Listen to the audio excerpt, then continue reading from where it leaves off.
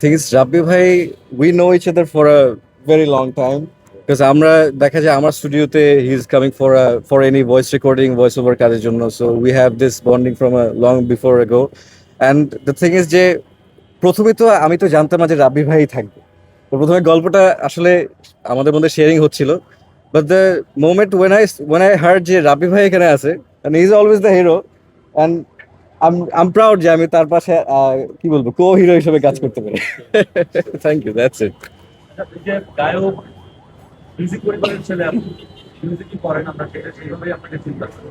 গায়ক হওয়ার যে ব্যাপারটা, মিউজিক থেকে গায়ক হওয়ার যে জার্নি স্টার্ট, এটা আসলে কেমন লাগে যে আমি শুধু সাস্টেইন করতে পারছি না, আপনার কাছে গানটা সোজা না অভিনয়টা সোজা, কোনটা আসলে না, এটা নিয়ে I am not really worried, trust me, যে সাস্টেন করতে পারবো কিনা বা কি করব, কতটুকু কি করবো।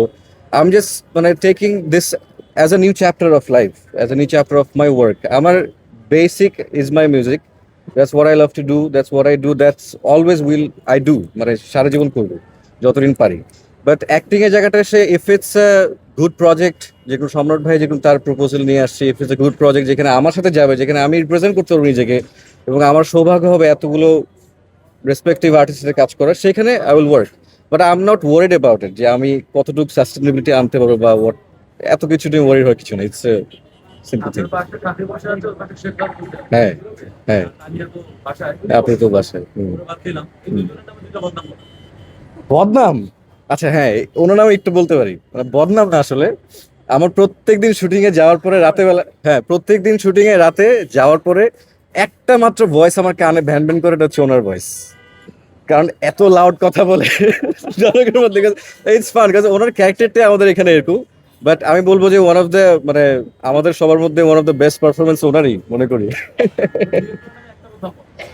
ও হ্যাঁ, সমর ভাইয়ের, I love him, he is a great guy, আমি ওনাকে খুব সম্মান করি। বাট একটাই প্রবলেম, সে অলওয়েজ লাস্ট মোমেন্টে চাপটা দেয় প্রত্যেকটা কাজে। এবং আমাকে এই প্রজেক্টে যখন শুট করে আসলাম, একদম লাস্ট মোমেন্টে প্রত্যেক ভাই মিউজিক করতে হবে, 7 দিনে 10 দিনে 12টা এপিসোড মিউজিক করতে হবে। ইটস টাফ, বাট আমরা বের হয়ে আসছি। বাট তোমার ভাই অনেক নিজের প্রেশার নেয়, আমাদের প্রেশার দেয় আর কি, দ্যাটস আমরা একটা গান একটু আপনার কাছে অনুরোধ করবো।